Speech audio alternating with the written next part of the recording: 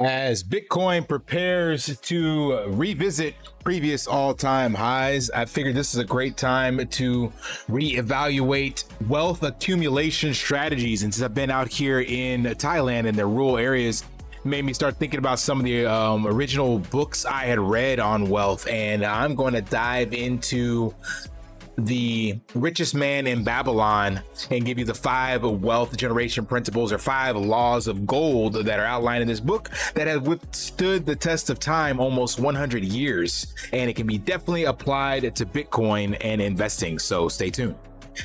Hey guys, welcome back. Drip Coach here with Drip and Farm for Poverty, where we don't trust, we verify, and operate with integrity and transparency. You may not be aware of this book, or you might have read it. It is a quick read on Audible. I think it took like maybe, I forgot what the real playtime is, but for me at like 3x, it's about an hour and a half. So what is that? Maybe like 6 hours. And I like the way it's written. So it's written as a series of pamphlets back in 1926, distributed by banks and insurance companies. And it's told in a story narrative sort of way, as if you were back in the Kingdom of Babylon way back when, whatever centuries that was. And it's told from the perspective of I forgot the worker's name, but someone basically trying to figure out like how to accumulate wealth.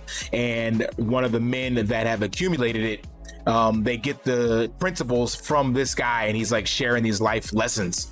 And it is withstood, like I said, a test of time. It is very simple, but yet somehow we ignore these things. So the 5 laws of gold from the book are, I'm going to break these down individually and show you how simply they are, can be applied to Bitcoin, and how easy it is, but how also easy it is to screw it up and lose your money very quickly. So law number 1, gold cometh gladly and in increasing of quantity to any man who will put not less than 1/10 of his earnings to create an estate for his future and that of his family. Law number 2, gold laboreth diligently and contentedly for the wise owner who finds it profitable employment, multiplying even as the flocks of the field. Number 3, gold clingeth to the protection of the cautious owner who invests it under the advice of men wise in its handling. Number 4, gold slippeth away from the man who invests it in business or purposes with which he is not familiar or which are not approved by those skilled in its keep. Hashtag shit tokens. Number 5, gold flees the man who force it to impossible earnings, or who followeth the alluring advice of tricksters, schemers, or who trusted to his own inexperience and romantic desires in investment. Once again, shit tokens. So these are written in like old English sort of narrative, but they can be summarized more plainly in what we see here over on, actually, I'm gonna go straight to James Clear's website. So number 1, gold comes easily and increasing quantity to the person who saves at least 1/10 of your earnings. So this is, quite simply put, 1, pay yourself first, but 2, spend less than you earn. And there's a parable in here where they're sitting around a bunch of men with different occupations, and he's like, how many of you men have lean purses? Like, how many of you don't have enough money or don't have as much money as you want? And they all raise their hand.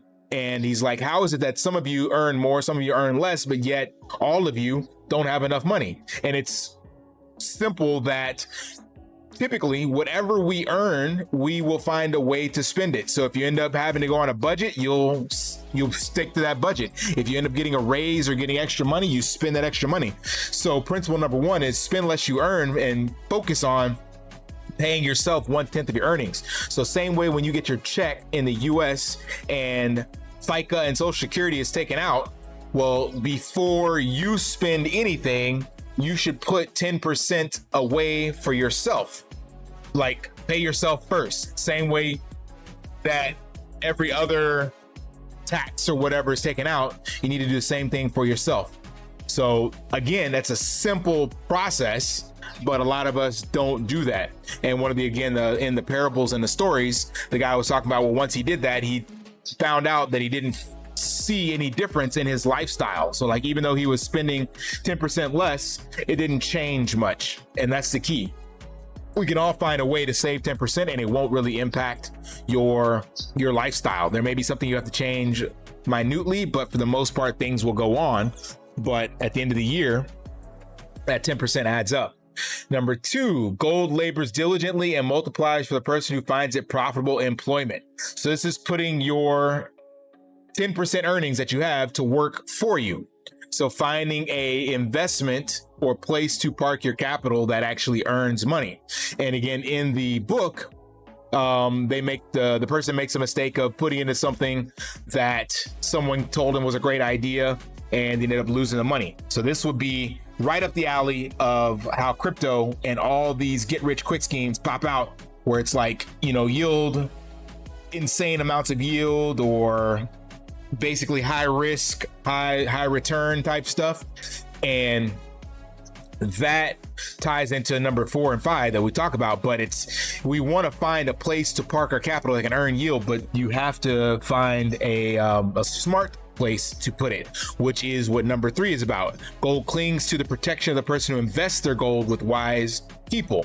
So 2, you got to find a place to put it, but 3 is more important because that place to put it has to be smart, meaning you have to do your own research. And most of us, especially where we're at, if you've been following my journey and you joined around the same time as me, we didn't do the research or the hours necessary to understand shit tokens and community cult projects, and we're hoping that we could just park it there, our gold, aka hard-earned dollars, hoping that it would yield some insane results. But sadly, it led straight to number 4. Gold slips away from the person who invests gold in purpose through which they are not familiar. That is the lack of DYOR. That is getting into things just because it's hot and trending, or jumping on the next meme token, or whatever the case may be. So everybody has to learn that lesson of losing their hard-earned dollars before they find back to number 2 and 3, the smart and wise place to put it, aka Bitcoin is the journey that I'm on now. So the work has been done, the research hours have been there, that system has been battle tested, and the wise people, nation states, governments, the Michael Saylors and BlackRocks, those are people that have billions and trillions of dollars, and they are investing capital in it. So it's like, okay, let's take a look at that. Even Warren Buffett hasn't said Bitcoin, but he did say like, hey, the dollar is collapsing, you need to find a better place to put it. So that checks both the boxes, number 2 and 3. And then last, gold flees the person who tries to force it into impossible earnings. That is those high ROI dApps, the high yield, high risk platforms, untested smart contracts with vulnerabilities and risk. So again, these principles are super simple, but they apply wholeheartedly to crypto and Bitcoin and just investing in general, because that's what these principles come from. So I would urge you, if you have the time, to read the book. If not, you can definitely find short summaries like this on YouTube of the whole thing. But I find it as an enjoyable read. I just recently listened to it walking Nidra out here in the farmland, and I was like, man, this is so true. So wanted to share that with you guys and want to see if you guys are familiar with that. But if you actually follow these principles, you will find that you will be able to accumulate wealth in the long run. It's going to take some time, especially with this 10% earnings and figuring out where you can put it. But again, when you're looking at something like Bitcoin, that 60% ARR on average over the last 15 years, that's not bad. So you could take your 10%, park it in Bitcoin, and as long as you zoom out long enough, you're going to have more buying power with your Bitcoin than you would when you started. And again, this is the perfect opportunity. You may feel like you missed the 60, the 70, the 30, the 40, the 13 or 16, the 20 from last cycle, and you did. But pretty soon you're going to be saying, why did I get in at 100? Because it's going to be at 200, 225, 250, somewhere in there. So you do not want to continue spinning your wheels and trying to gamble your way to wealth. That's the mistake I made last cycle. And I am up much better now, just focusing on stacking sats, dollar cost averaging, and continuing to buy in. with Bitcoin, even at these prices. And again, applying the Raoul Pal don't fuck this up thesis of 80-20.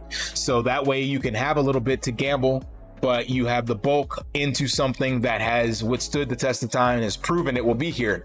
I can't speak on the other alts, the layer 2s, your Ethereums, your Solana, Sui, all these other things. I have no idea how those will shape up. The far smarter, wiser people than me say that those will still perform, but I am just focusing on Bitcoin accumulation. And then the 20% is just sitting there waiting to roll that into Bitcoin whenever it pumps. So take a look at these 5 laws of gold. Let me know what you think, and read the book if you have a chance, and let me know how you have applied that to your investment thesis, and specifically within crypto and Bitcoin. All right, smash that HBO special, help a brother out, like, subscribe, comment down below. And until next time, lift daily and achieve your impossible. See ya.